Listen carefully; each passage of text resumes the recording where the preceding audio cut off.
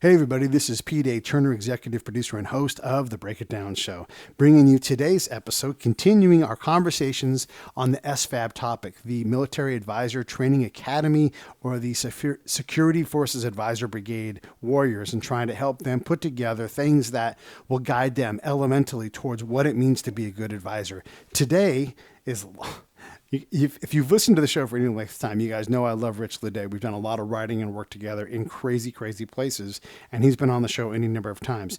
Go to the guest tab on breakitdownshow.com and just look at Rich Ledet and just mash the button, and you know you're going to find great stuff. Plus also his episode with Dave Daly, and he does a lot with us. So I think what you're going to find out with Rich is he's going to promote education. He doesn't just mean education specific, like you need a BS or a BA. He's talking specifically about advisors and how to get smart, understanding a regional study base, or how to look at how power flows as a political scientist, but also coupling in other soft sciences like sociology and understanding culture. Those kind of things are what he's talking about when he says get an education in this, whether you get a minor from Troy as he promotes, or you just grab books like Robin Drink's book on trust and you learn that, or you grab Benedicte Grima's book on ethnography of the Pashtun ladies.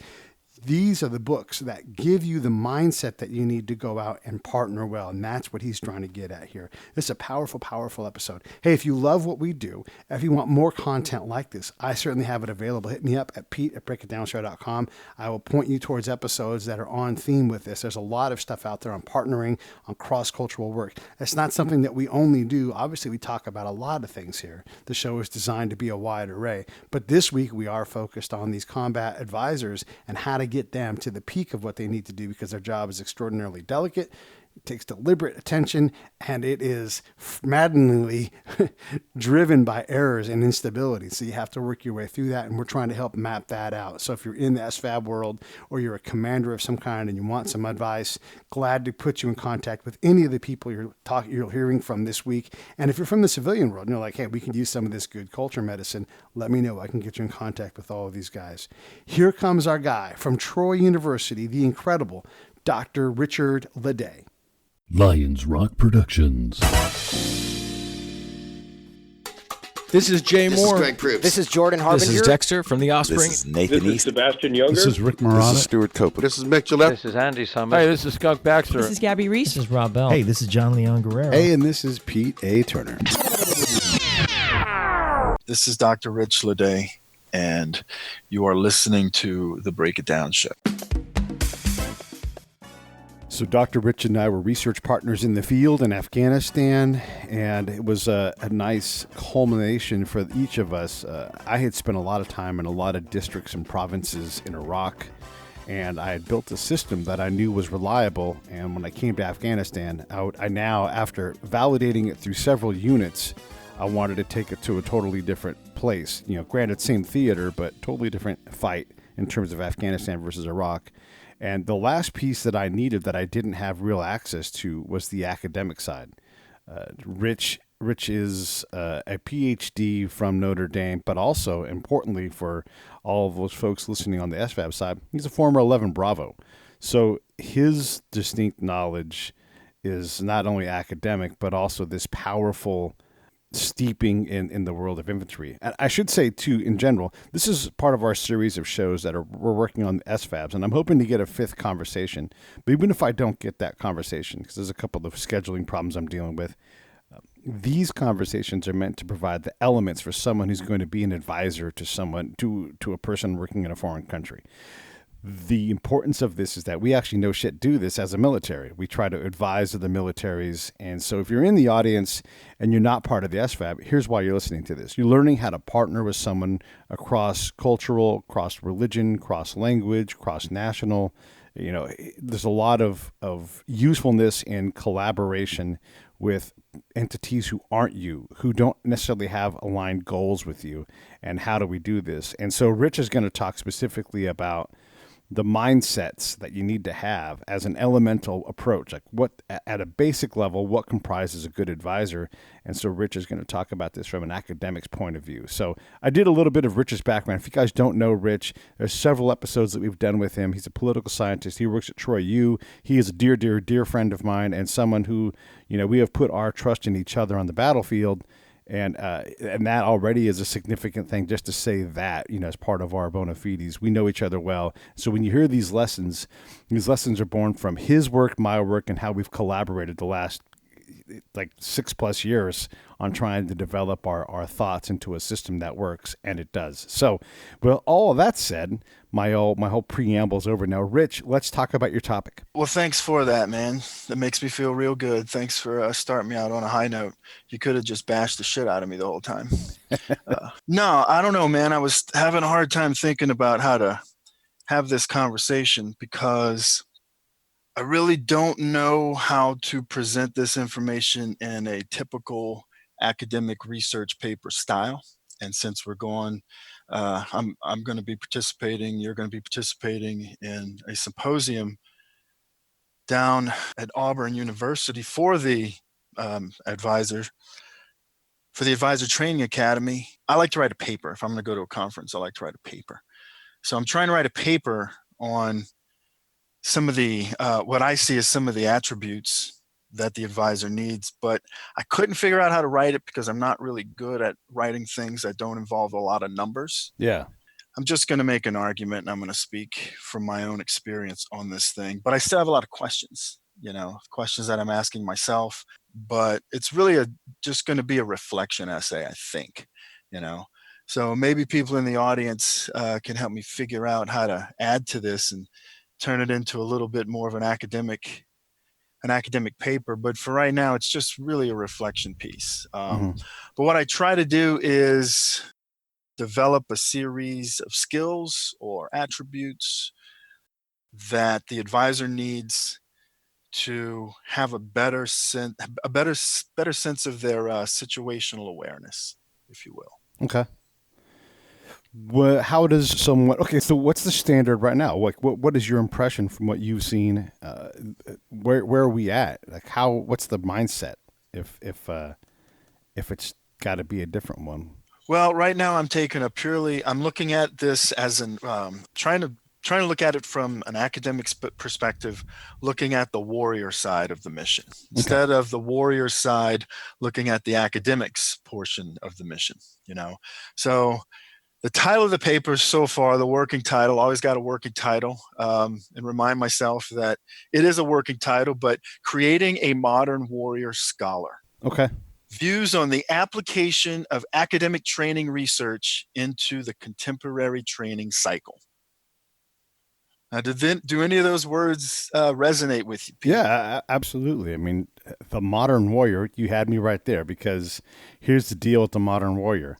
Often not found in a tank, though he is or she is a tanker. Often ill-prepared for the battlefield because they went to NTC and they fired their artillery piece instead of working on controlling conversations. The modern warrior has more elements and facets to fight in the modern fight than ever before. You can be a combatant who engages with a partner and never, in an entire deployment, never has any direct contact with the enemy. And yet you are absolutely a combat warrior. So you're fighting socially, culturally, politically, economically, by, with, and through religion, and of course, militarily. Those are all things that you have to account for. So when you say the modern warrior, right there, just stopping at that point and saying, you need to have mastery of all these topics. And then the reading list for each of those topics is 25 books long each? So just to put the facts into your head, and now develop your own personal training, because there's not individual training systems created that can reliably create organizational outcomes that are intended. Well, but there are some skills that can be achieved in the classroom. Well, yes, right. Yes. There's some skills that we can achieve in the classroom or in the classroom setting, and that is really the main reason I'm making this argument. Okay. Because I have been involved in an academic mission, if you will, of my own, my own personal journey. I've been pursuing an academic career. I'm in an academic career. I've been working towards an academic career. I've been doing this for 20 years, and I still don't feel like I'm good at it. But I think I'm getting better, right? And that's the kind of perspective. Now, when I deployed, I hadn't been doing this for 20 years. when I deployed as a combat advisor, when we worked together. But I was easily a good 11, 12 years deep into this. But I had a different skill set. I was trained as an infantryman when I was in my younger days, right? But it was a lot of time spent in the classroom, and not just specifically in the classroom learning about Afghanistan, but just learning how to think, right? Learning how to think in a systematic way about really, really complex problems. Okay. Because that's what my training as a political scientist has done for me. And that's what academic coursework, I think that's what the modern warrior scholar, that's why I throw scholar in there, because I think if you're going to be a modern warrior, you got to have a certain level of scholarship, Right. especially if you're going to be a combat advisor, a member of the Security Force Assistance Brigades team. Let me jump in here and ask a question for the audience. I'm already a combat scholar. I've got a degree. I probably have 2 degrees. I'm working on a degree. I'm already a combat scholar. Help me understand what you're saying versus what someone who has a degree already is doing. How is your model different? Well, what I'm doing is, and again, this is all still a work in progress, right? And my model's focused, again, like I said, on 4 key. I don't know if they're skilled. I don't know if they're properly categorized as skills or attributes or knowledge sets. But building rapport, there's two types of building rapport, right? So number 1, building rapport, first of all, with the local population. Number 2, building rapport in terms of your key leader engagements. And I think you know a little bit about both of those aspects of rapport building. I believe you've done quite a few shows that touch on that theme. Number 3, acknowledging the endogenous and exogenous sources of stability and instability. And finally, last but not least, number 4, the modern warrior often is asked to facilitate the implementation of development initiatives. Okay. Now that might still be a portion of number 3, looking at the internal and external sources of stability and instability, or being able to understand that, right? Because what I'm arguing is all 4 of these knowledge, skills, and attributes, I'm arguing that these are what the modern warrior, this is part of what the modern warrior has to do. And you got to do that with an M4. Yeah, maybe an M9 too. Yeah. Okay, let's start with the first one. Let's break that one down. Well, wait. Oh, okay. Does that resonate with you? Does that make sense? Is that palatable? Right? Let me get your thoughts on this, because if I'm going to dig any more time into this paper, I need to know if it's making sense. I got to make some adjustments. Are those 4 things separate, or those 4 things, and I know there's more. See, that's what I'm trying to do, is I'm trying to also build a template so someone like you can come behind me and say, I see what he done here with this. Let me see let me see what I can now do. Well, this is my first pass over him. Give me just the 4 real quick, and then I'll comment on that. Building rapport, local population. Building rapport, key leader engagement. Acknowledging the endogenous and exogenous sources of stability and instability. Number 4, facilitating the implementation of development initiatives. Yes, I recognize those, and like you, I want to add things to it. If you are an advisor in someone else's combat space, or if you're some kind of enabler in someone else's combat space, you also have to build rapport and trust with your host unit. Let's see. Okay, that's another thing. And then the other one was, I lost it. You're right about determining what does create. And let's say, most honestly, what are you creating? Are you creating instability or stability? That's like the second law of stability operations. So absolutely. With the first law being you're going to make mistakes, and if you're not making mistakes, you're violating the first law. That's the second law. The third law would be your presence creates instability until you can prove otherwise. And you have to prove that externally. So that's a great template already, those 4 things. There was a strong 5th one, but the thought escapes me. Again, this is my first pass into this, but that rapport piece is really important, because saying we're going to establish rapport and reliably creating it at an institutional level, that doesn't exist. We just say the words establish rapport. Rapport is measurable, and you should be able to pull your smart card out and say, these are steps that commonly lead to rapport. And here are the KPIs. Here are the key performance indicators that you have it. Just saying, I've talked about my kids, I've asked about their kids, we talked about the weather, and now on to business. That is not establishing rapport. And in some cultures, a lot of cultures, you're not even a third of the way into the conversation that needs to happen. You're trying to have a conversation that establishes rapport, and those things are tough to do. So you have to have it with your host unit. You have to have it, like I said, with the partner nation, and also with the populace when applicable, for sure. So the two types, now you're right, and I did not write on building rapport with the host unit. Yeah. And every unit has its own culture. We know that. Right. One reason I didn't have a lot of, I remember my fifth element. what is it?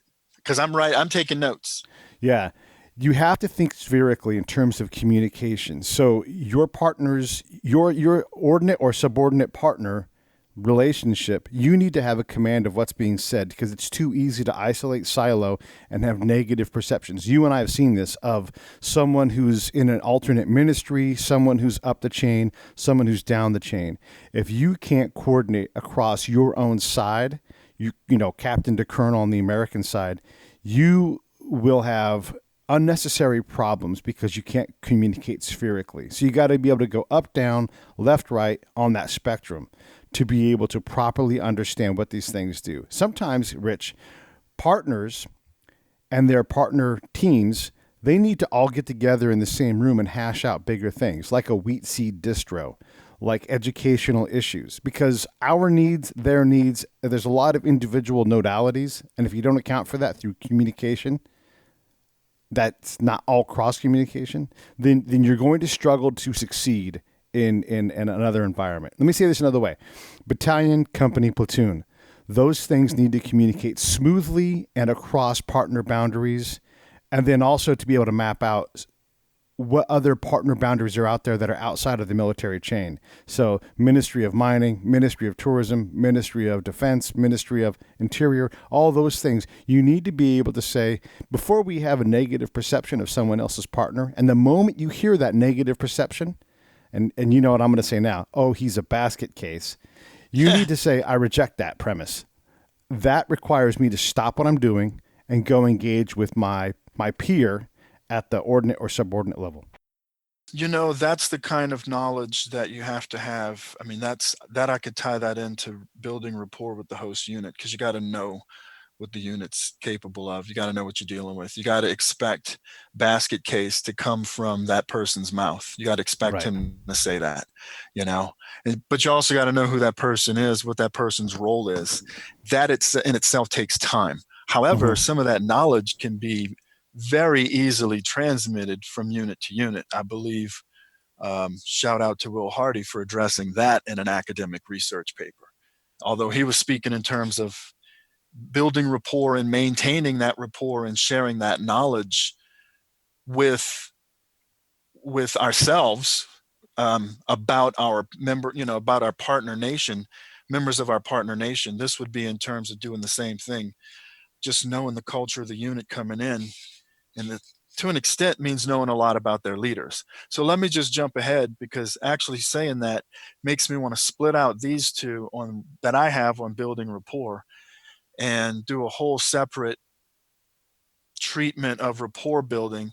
Because what I'm trying to do is make an argument here for the leadership at MATA to look and see the benefit of, for example, an 18-hour minor can be accomplished in the course of a year with the way some online course loads are set up, right? And 18 hours worth of college level treatment in an anthropology subject, for example, you know, which will teach you about the custom, teach you a little bit more. You won't have a PhD level of understanding, right? But you will be a little bit better equipped to go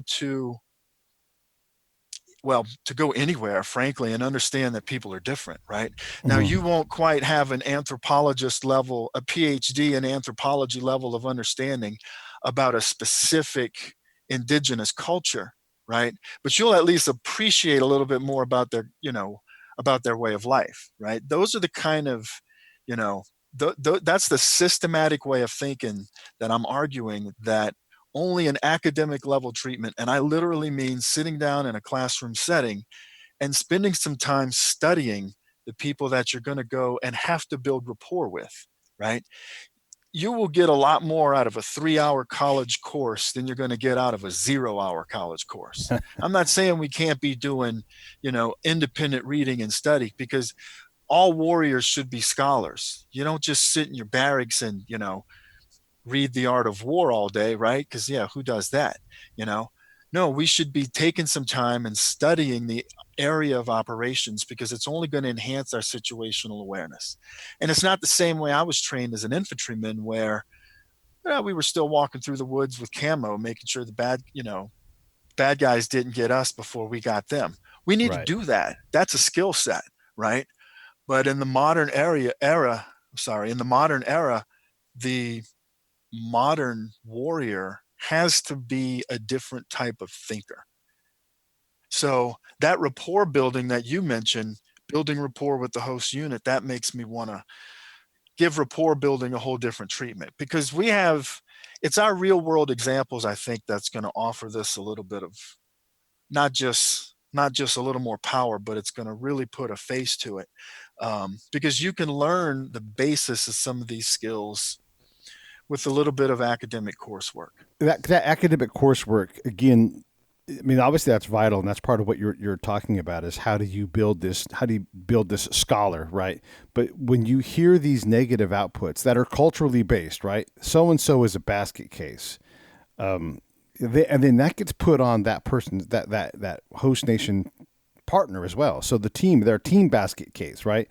So when you hear that, you need to stop, because what's more important is to deal with that bad cultural situation and dive into that relationship vertically or horizontally or wherever that relationship is. For example, you and I were doing work and we happened upon a rule of law situation where we were talking to a judge, and the perception was, and the briefing was at the unit level, was this judge won't hear cases and he won't go out and get any cases to hear. Now, there's a whole complex conversation to have here, and I'm paraphrasing this so you can smash this into the ground. But we went and actually talked to the judge. This is that movement that's not vertical. It's not horizontal. This is tangential, right? But still critical. So now we're bringing in the rule of law expert for the brigade, who's an American, the judge, and then also the district chief of police and also the district governor. So all four of these elements are being engaged with this conversation, and then all of the American partners, which are way numerous, all looking at this in a negative light. So this judge says to Rich and I, judges don't go get cases. They're brought before me. If there are no cases to be brought before me, by the way, I don't have furniture and I don't have my gun that I've been promised. If you're not going to bring cases before me, I'm here. I'm doing my job. It's not my job to bring cases. And so we wrote that down. And then the rule of law expert, the American, the lawyer, said, I didn't tell him he could have a gun, which clearly he had. And two, he'd somehow forgot how the judicial system works, at least in America. And so when a judge is able to say, hey, and it changed how we saw that, and it, more importantly, changed how the commander saw it, and it improved the possibility that we could partner better with that judge. I'm going to shut up, Rich, and let you use that example. Well, the political scientist who was in that room with you and who helped make some, you and I made the observations together. You and I turned those observations into data points, and our systematic analysis told us that we had someone who was part of the formal government, and this was an area where the formal government wasn't really legitimate or seen as legitimate. And as a person who has spent a fair amount of his adult life studying power and where it comes from and how it's used, I was able to through much whiteboarding and conversations with you, help push back on on some of those assumptions that were made by SFAB Elements, because we knew this guy didn't have the type of legitimate authority that people were going to perceive anyway. And yeah, like, other than the fact that he doesn't go out looking for cases, which is kind of absurd, he wasn't necessarily seen as the legitimate rule of law guy. He wasn't the legitimate judge. He was a gyroa judge, and he wasn't necessarily I'm not going to say he wasn't welcome, but you can get your problems dealt with a lot quicker. And I don't know, man, this is frustrating to think about, but because I'm trained to look at power and to understand power, like, part of this guy's problem was that he wasn't a religious leader, and you and I had some other work that kind of helped to inform us about that. But, having an understanding of what power is in the first place, and power may not always be a formal thing. So we're in the briefing room, and all of these people are only really, and by people I mean, I don't know, who do I mean by people? The people who were given the briefing and the people who were receiving the briefing were only looking at power in one way. They were thinking about power as a formal thing that's written down in a book somewhere, and they were neglecting the fact that in the eyes of, and in the perceptions of the local population, this guy was not the religious leader who was in their minds the appropriate adjudicator of offenses. I mean, I know that's a long way around we have some more work to do. Okay, so in this case, we have a brigade commander who's got all these elements out there. He's got someone partnered with the State Department who's working on rule of law. That person's briefing that, and this is the importance of the advisory mission, right? You're going to, as the rule of law guy, you're briefing that you're doing your job. And if my partner, my judge, isn't hearing cases, there's only so much I can do. Yeah. Well, that's not, hang on, let me say one more thing. That's not going to get elevated to the boss's attention because it's really not that important. When it becomes important is when Rich and Pete sit down and say, hey, by the way, it's not that this guy is lazy or won't hear cases.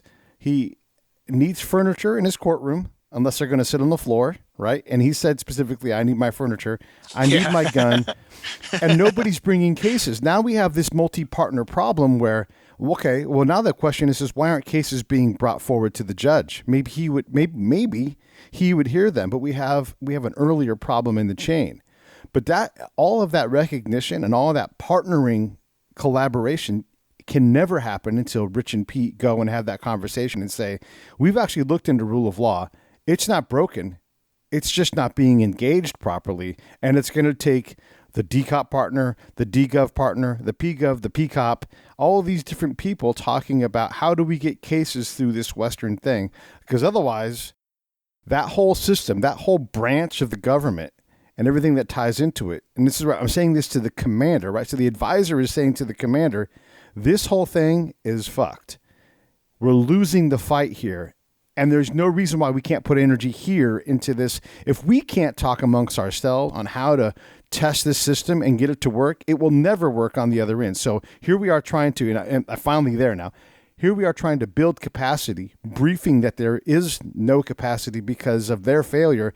In reality, it's our failure as an organization to recognize, and a commander has the resources to say, change that, unfuck that, add more of this, and I'll get you money here. But they can't do it because it's never briefed that way because of a lack of cross-partnering between the different advisors internally. Well, but the advisor, first of all, I don't know, let me get a bit smug here, Pete. If only there was someone who had a PhD in political science in the room who could look at the commander and say, sir, but what about this? If only during this event, right? So I hope that's smug enough for anybody out there. And everybody out there. But if you have a different level of understanding of the problem, you can actually say all the things you just said, which is, this is a very frustrating conversation to have. I want to get angry. If only you had a person who studied this thing and could help us understand it. And, yeah. But also, there you go. It's part of my argument for if you think about things in a more systematic manner, right? Mhm. Because in those briefings, it blows my mind. It's like we're having this conversation, but no one's yet acknowledging the fact that you're all we're doing is looking at formal power, right? Right. And there are ways that as we learn, there are ways to engage that formal mechanism if you go through informal means. It takes time, right? But we also came to this level of understanding because, we had an academic level understanding. We had a way of thinking about things systematically. You had a methodology based on your informal PhD in the field, right? Well, you know how to think about a problem systematically. You know how to think about those kind of problems systematically. That's all a PhD level understanding does for a person, is you're generally trained to think in a more systematic manner. Ultimately, if you have a master's degree in a subject, you should be able to think about that thing in a much more systematic manner. Ideally, if you have an undergraduate degree, you should have the capacity to, right? So am I saying we need to make sure all combat advisors have a degree? Yeah, you can get someone a degree in something. You can wipe the slate clean with academic training. You can either help a person understand how to think about a subject, but also how to think about thinking about that subject. A lot of those people in that room didn't even know how to think about power outside of formal power that was given to this particular judge in this particular area of operations. And also, you're dealing with a bunch of people who need to check off boxes, and they don't necessarily have time to make sure those boxes don't get checked off. Why aren't people in the judge's office? Well, you haven't gotten him a chair, right? Who was supposed to get him a desk? Yeah. So interesting stuff. And But even if this guy doesn't need a gun, and let's say that the rule of law American advisor didn't actually promise that, why does this guy feel like he needs a gun? Why does Rich have to slow down and say, it's not that he wasn't welcome, but he wasn't welcome. He wasn't from this tribe. He wasn't from this area. No. So again, as an advisor, it's easy to say, I'm advising this guy. I'm telling them what to do, but you're not understanding the infrastructure of the mind. So to do that, you have to have rapport. You have to have trust. Those things are testable. So if we're not going to understand the infrastructure of the mind, we're just going to put something and you're going to dominate that relationship, that advising relationship, and you're not going to get done simple things that have to be done before you get to that. We heard the mantra of fill the task bill. Like, yeah, great. If you fill these billets, the government will work. That's wrong. That never works. You can't just put people in a billet because you create 100 other problems. And if they even sit there and do their job, it's rife with corruption because we force the initiative without understanding the building blocks that are in place. So when you say this academic system-based approach, absolutely. And understanding, and I think this is your third bullet, talking about stability versus instability. If we accept that, the rules of stability say, the third rule is, you create more instability by your mere presence.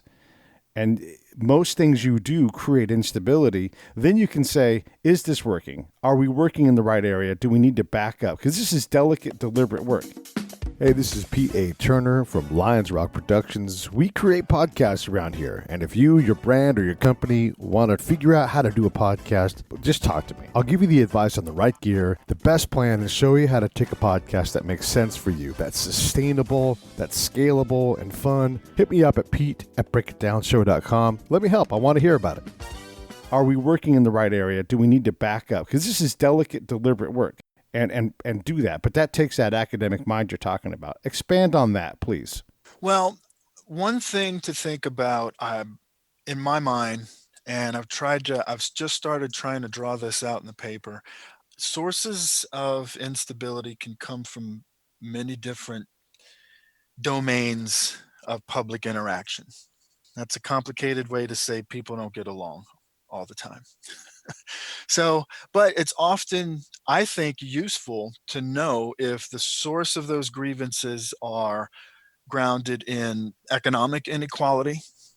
They may be grounded in political inequalities. They may be grounded in social inequalities. But it's often useful to know where the source of those grievances might be coming from, because then you can better address the problem. Now, it's not to say that those problems aren't necessarily overlapping, because they often are, right? And it can be difficult to disentangle them, right?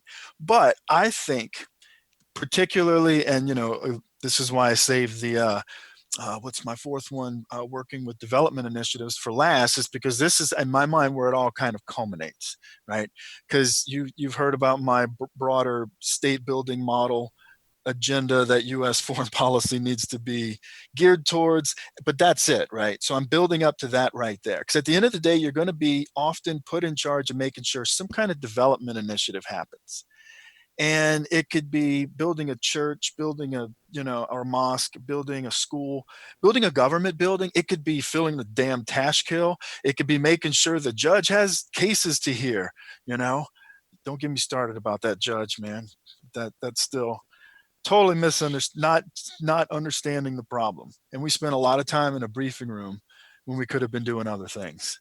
So, but yeah, we often don't understand what the sources of instability are. And to put especially when it's us. Especially when it's us. The ISAF Shura. Everyone must attend the ISAF Shura. Little inside joke for the audience. If you get that one, you've listened to the show, maybe. Okay, so when you do look at these problem sets and you start to understand that you're communicating spherically and these spheres intersect, almost like a Venn diagram, but really it's not a Venn diagram. I want people to think of these problem sets as an Euler diagram, where there's several Venns and some things that overlap.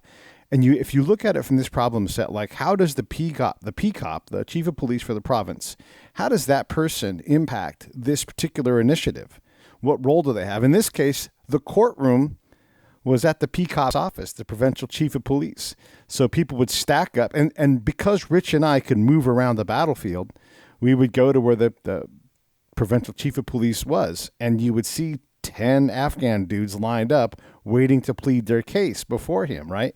So you take these disparate pieces of information that on our Euler diagram, they don't intersect. But because Rich and I can look and say, holy shit, these things need to intersect. Now you're nudging the PCOP and the judge together. And the commander is like saying, yes, do more of that. You two partners start talking and let's start to figure out what it takes to get cases in front of this judge. Yeah. And, having a little bit of knowledge of the history of an area goes a long way for this. Having a little bit of knowledge about how the legal system was working in an area of operations, that's the kind of level of understanding that I'm saying we can start to achieve. Now, you may not have a PhD anthropology in the judicial inner workings of Shajoy in Zabul province, Afghanistan. You may not have that. I mean, there's probably an anthropologist out there who has that level of understanding about this stuff, but that's the kind of coursework I think we can be having the advisor go through. You can't be in the field all the time, but you can be mentally in the field, and you can use a rigorous academic level treatment of a subject to get the combat advisor smarter on their area of operations. So they may not be wasting time, for example, not understanding that informal authority is the norm. We need to start fusing formal with the informal. There are actually ways to do that. We wrote a paper on it. Pretty neat. Go check it out. So, there's some things that you can learn that just that I think can enhance the advisor's situational awareness, right? And I'm thinking, so we could talk all day about instability, but also think about sources of stability. And when I was outlining this paper, it made me think about your, and I'm probably going to say it wrong, but your Stefan Arch? Stefan Arch, yes. Yeah. I mean, we talked about that a bit at the NATO conference a few months ago. That's a source of stability that with a little bit of knowledge of history archaeological history, art, local economies, right? How they've operated historically, and a little bit of knowledge of some of the elements of religion, some of the elements of Islam that we talked about in that paper. Then you might be able to, as a combat advisor, either, do it yourself or let the chain of command know that you've got a potential source of stability here you're not leveraging, that could be leveraged in such a way that you're actually promoting the kind of security that's going to lead to a longer term stability. Okay. So we've established this link between education and understanding systems and thinking about how, for example, power flows. There must be other things that we can understand. We'll give that as a granted and maybe come back to that. So understanding how powers work, I definitely think about how the system works. The commander has their 4-line mission statement, and one of them is to teach and train the local authorities, government, whatever it is. And so when you and I go out into the field and we talk to the level below that, we talk to the populace, and I will say this out loud and record it again, the civil populace is the center of gravity in modern conflict.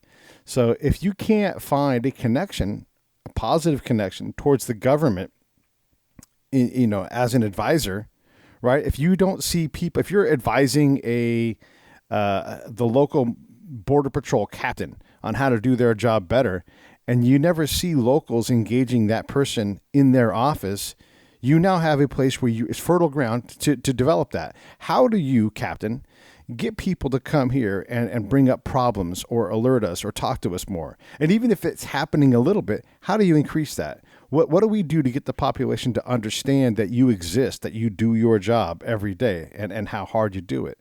So understanding those flows of information, of power is vital. And I want to add this too, slightly tangential, but I want to get back to this. The book I suggest everybody reads is Benedict Grima's Ethnography Notes from the Field, because it teaches you that you have no fucking idea what you're getting into when you go into these foreign places. And even it doesn't matter where you're going. Her book is valuable because it gives you the proper frame of mind on something you would never know anything about and how complex life can be culturally. So back to the original point. Without these kind of books in your quiver that you've got a mastery of, like Robin Dreeke's books on trust and predicting human behavior. He's a retired counterintelligence agent from the FBI. This guy knows how to build trust. If you're going to go somewhere and build rapport, Rich's first point, you have to have a mastery of these books. So what does a course program look like so you can have an anytime, anywhere, any fight kind of tool set so you can see power and communication and outputs and how they flow through a system? Well, you brought up Benedict Grima, and I'm glad you did. I mean, she's one of the names mentioned in my book. I mean, we're talking about someone who's devoted her academic career to understanding people and customs, and her particular area of operations was in Afghanistan. And I wish I had read her book before I deployed, and I read a lot of books, but her work with people in Afghanistan really helped give me an insight after the fact, when I was implementing this kind of stuff into my scholarship. You can learn a lot about where you're going to go work in, the area that you're going to be working. These advisors are going to be attached to, we got, how many commands have we split up the world into? You know where you're going. You can do some macro level cultural training, for example, and learn about, teach a course in Islam. Seriously, if you're going to go to an Islamic country, please do more than read a book on Islam.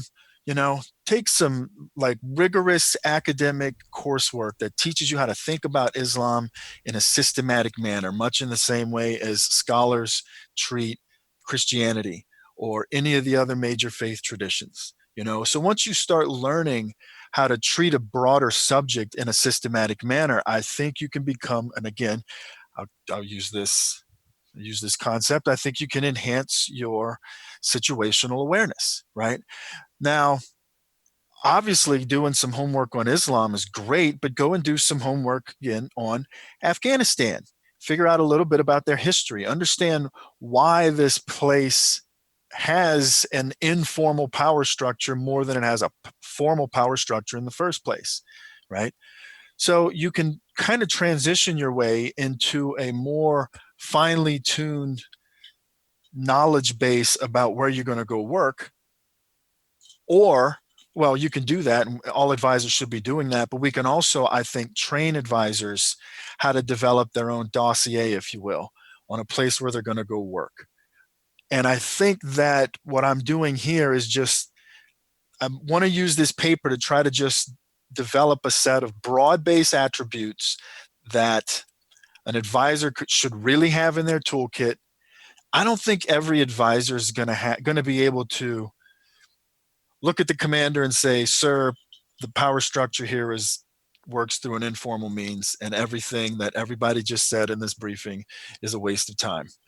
But I mean, hey, it's nice to have somebody on the team with a PhD in that particular thing, be it some, I don't know, some like, are you the smartest guy in the room on the agriculture in this area? Wouldn't that be helpful to have a guy who knows how to do that?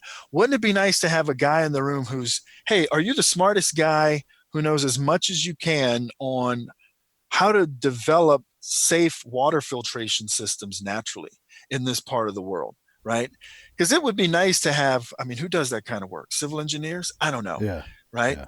So you have skill sets within academia, right? You can have, I mean, you can have a team of people who have a different academic skill set in addition to whatever their occupational specialty is.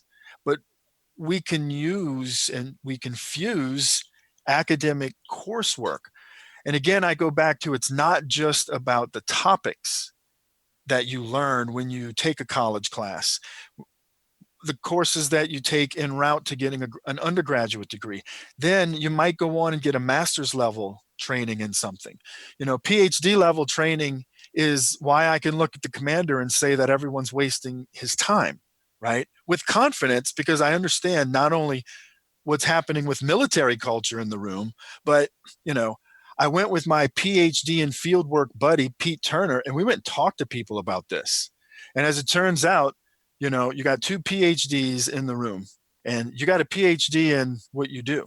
You know, I've given you an honorary degree, which is why we were able to operate so effectively, you know. But without that, and what I'm really saying to the audience is we've got the ability to think about things systematically because we've been trained to think about things in a very systematic manner, right? You think about things very systematically. I know I've been with you in the field, right? Our best work was when we got together and kind of fused the two things, right? And it's, you know, with confidence, I can look at the commander and say, these guys are wasting your time, sir. Let's back up to Benedicte's book, because you talked about it in terms of how regionally important it was, but I think that book defies region in a lot of ways because it gives a mindset. Because having specific knowledge of an area is important, and I also want to follow this up with the Tabula Raza concept, because having her book in your quiver, no matter where you go, will enable you to see the system, the social system, how complex these things are, no matter where you go. So one of the things that she communicates is, you know, how women and men interact and the importance of certain social events, weddings, those kind of things are for that environment. So if you want to understand what it's like to live in the Congo or whatever, you know, Benedicte Grama's Secrets from the Field, that whole ethnography she does, it will teach you how complex it is in that area where she was at, and then how you culturally progress deeper into that environment.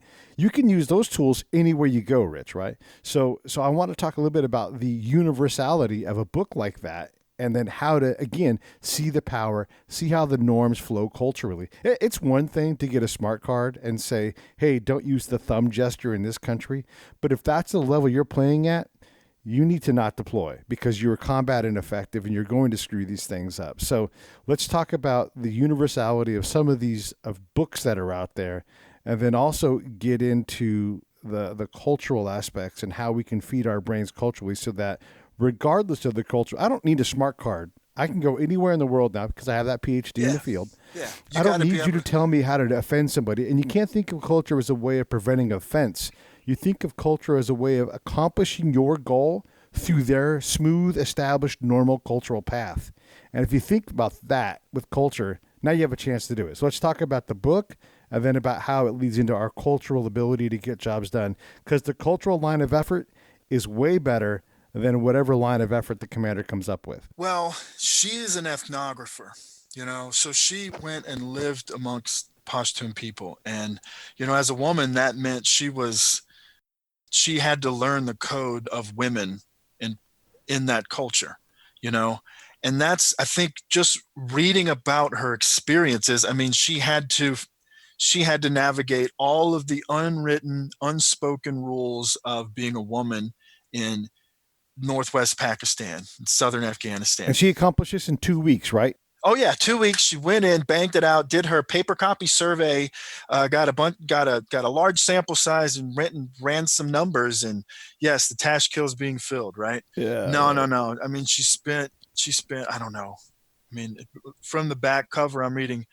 She lived and worked among the Pakistani Pashtuns, Afghan refugees, for 10 years. She went and lived amongst these people for 10 years. And she didn't just like pack up one day and decide to go there. She had to teach herself a few things before she did that.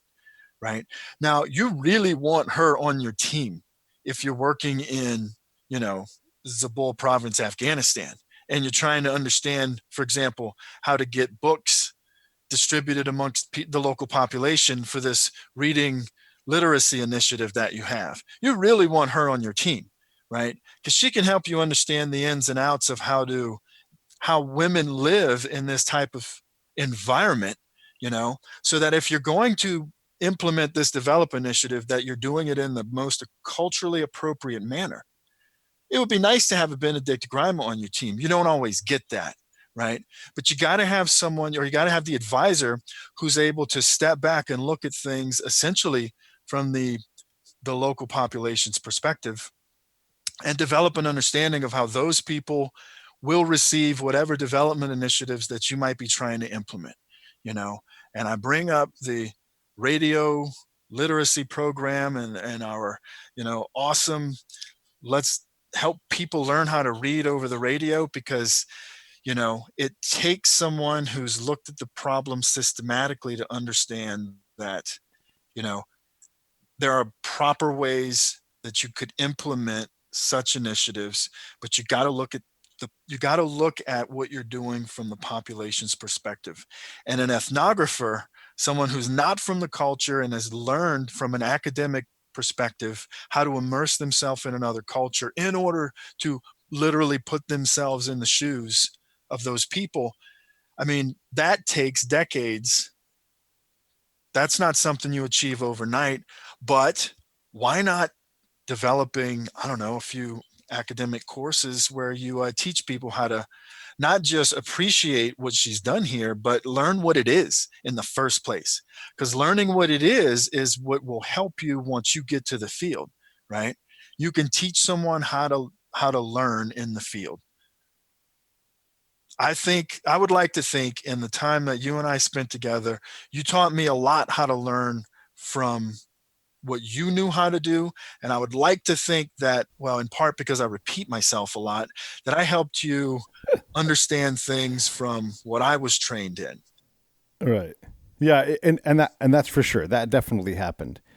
Because there's a couple of things, again, I want to dive into here, because this is the part of the education. I want to back way back and say, okay, again, I have an education.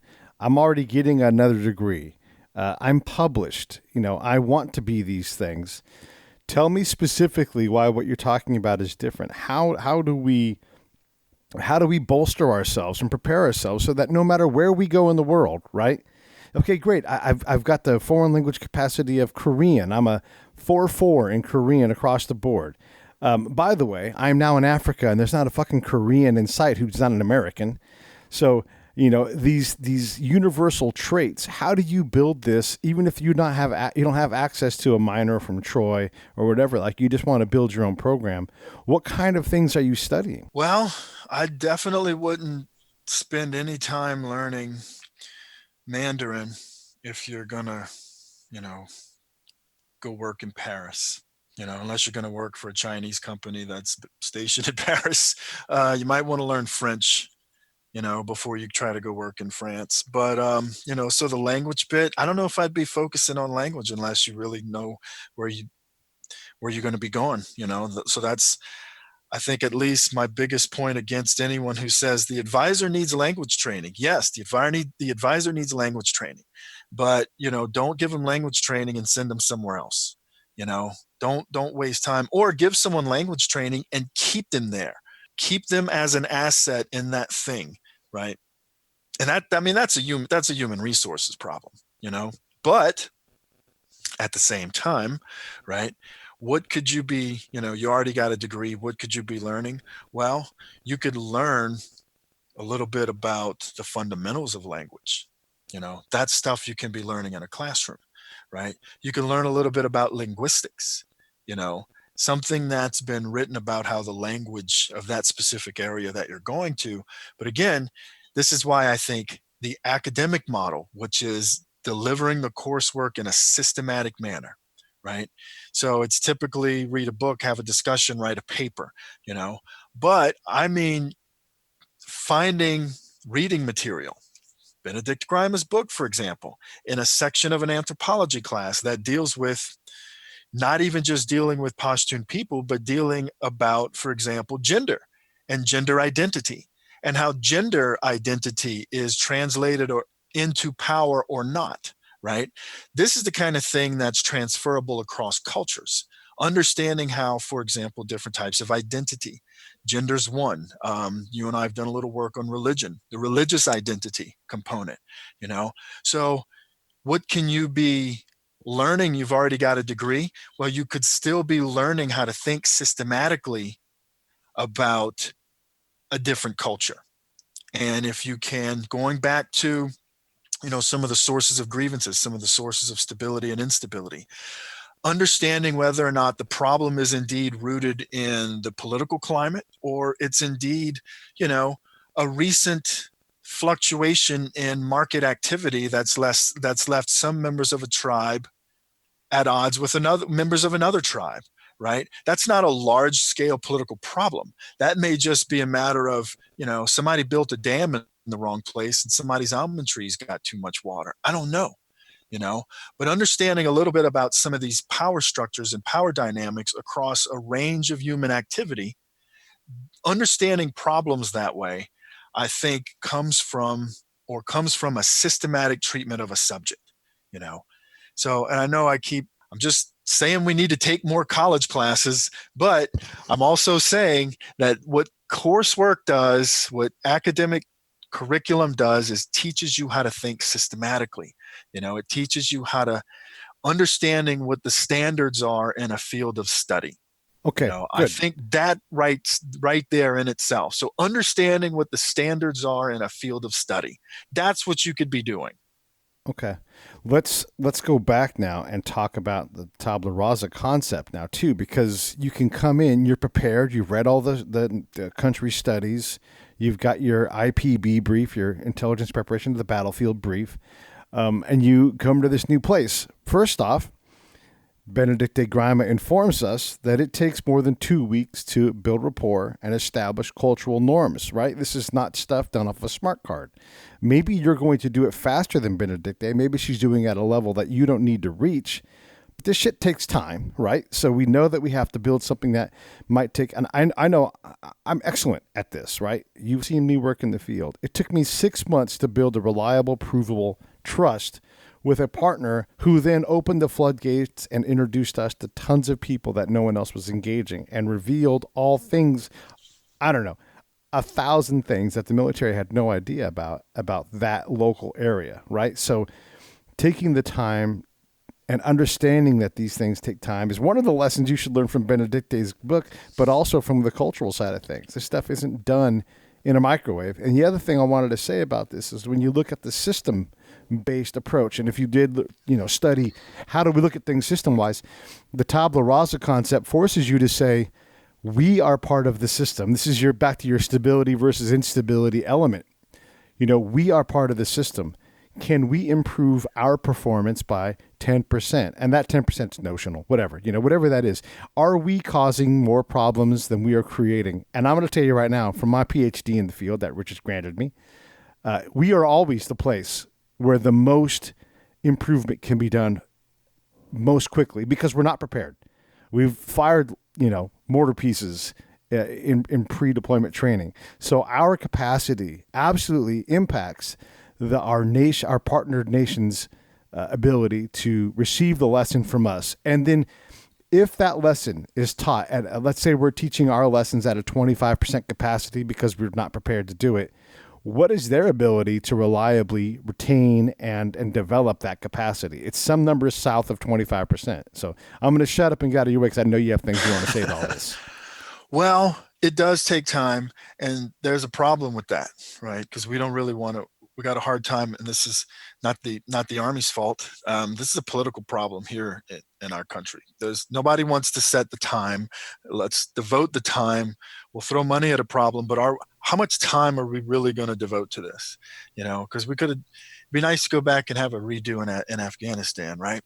But Hey, check this out. It takes time, but I don't know what to tell you as, hey, advisors, here's a piece of advice.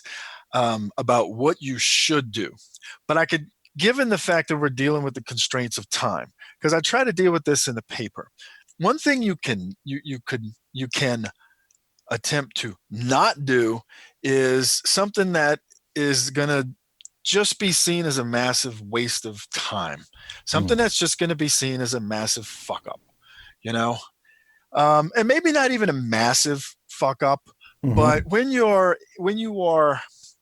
tasked with looking for ways to improve the market activity in your area of operations. Maybe do a little bit of homework on how agriculture is actually done in that area, and learn a little bit about, for example, where you should and should not put a collection center for agriculture.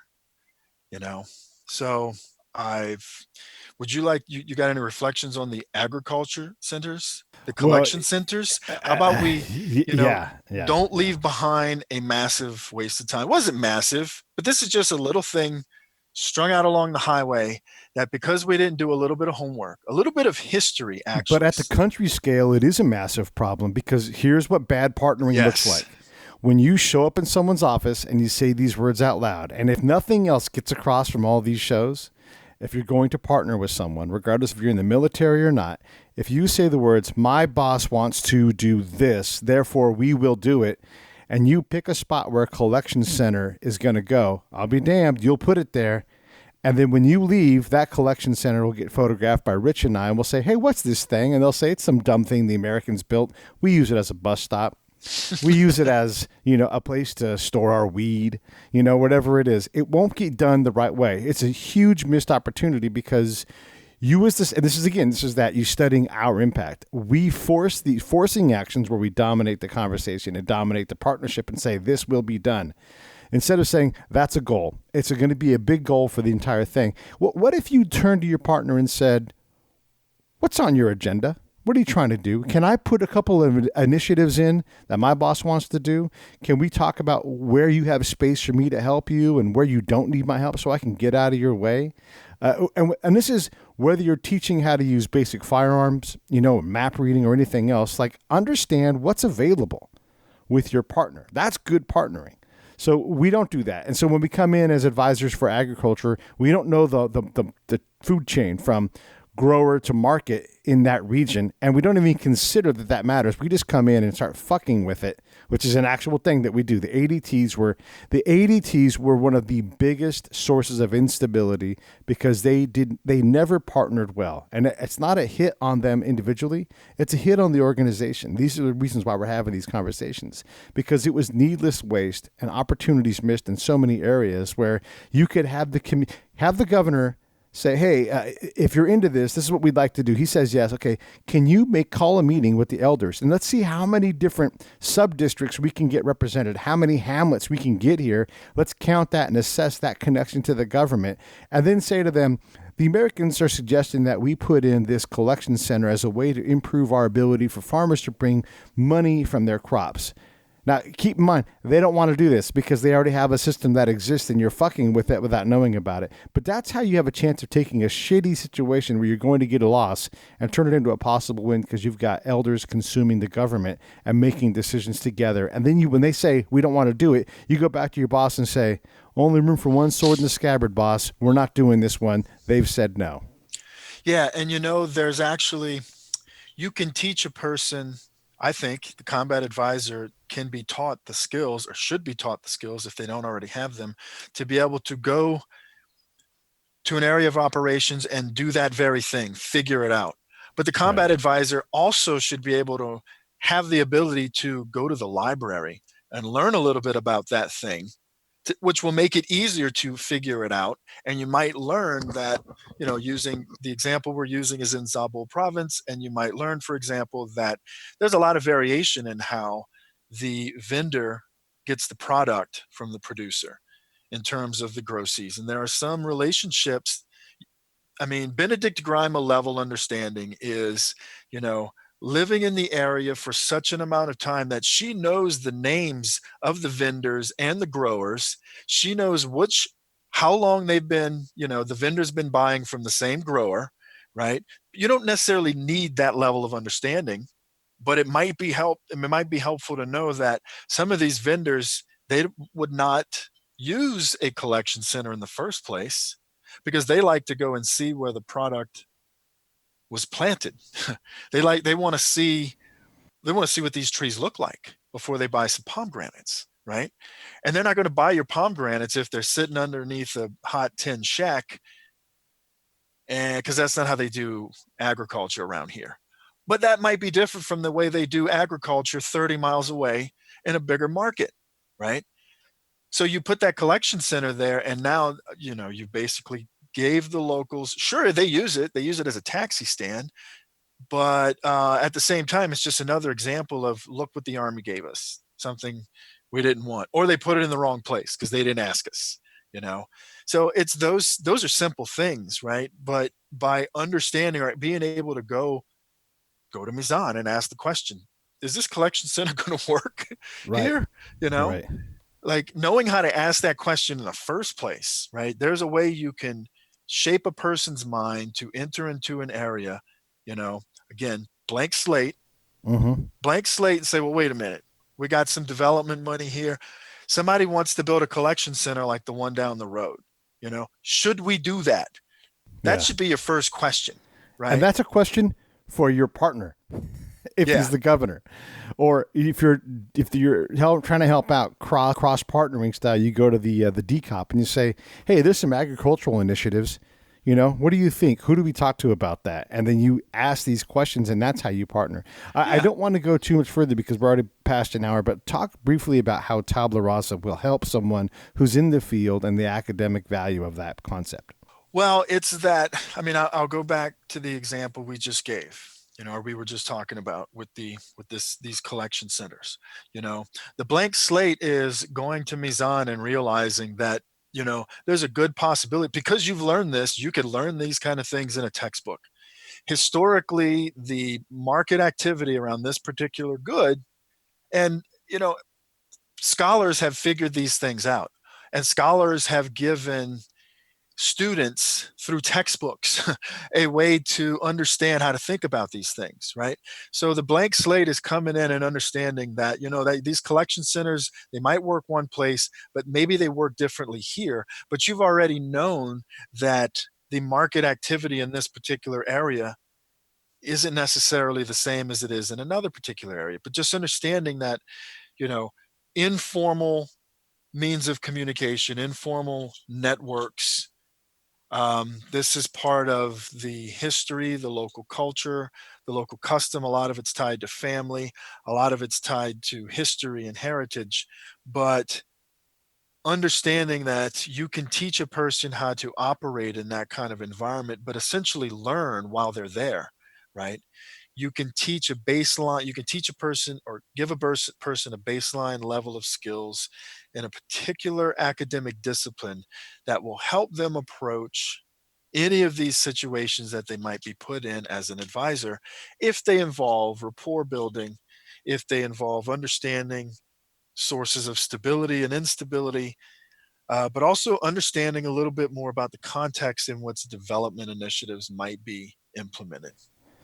Let me take that and see if I can say it in a different way, just to provide another point of view on how to, because it's a complicated concept. Yes, learn about the culture. Yes, learn about language. Yes, learn about the region. Yes, get a back brief from the partner ahead of you. Do all of these things and have them as a baseline of knowledge. And let's say your resolution of your situation in your job is some number less than 100%, probably a number less than 50%. Wiping the slate clean, having that information to arm you, to prepare you is great. And wipe the slate clean and go, now I need to go find out what's really going on. Use what I've learned. And this is where my system worked. It didn't matter where I went at some point. I don't need a cultural brief. I don't need a language brief. I just need a language asset, and I will take care of the rest because I've built the tools so that I'm ready to go no matter where I go. The ultimate partner is that. Anytime, any fight, anywhere, it doesn't matter. I am always ready because once I get there, I wipe the slate clean and I start with step 1. And I do step 1 properly, and I don't go to step 27. I have rapport, right? I slowly craft these things so that in the first 3 months, 6 months, my personal relationship with this person is such that I now have uncommon access, and I am now learning the unknown unknowns and accomplishing things through partnership that aren't possible in any of my other connected partnership relationships. Yeah, and I guess one way to because I know I try to say a whole lot anyway, and I think I succeed. I'm real mouthy, I'm a professor. I get paid to talk. So I think that the academic approach I'm advocating for might help in terms of, setting or helping the advisor set for themselves their left and right limits on that tabula rasa blackboard, right? Because you're going to have to learn in the field. There's something, because you don't have time to back up and go live amongst the Pashtun people for 10 years, as a woman, and then all of a sudden, be blessed with the detail of go run the FET teams.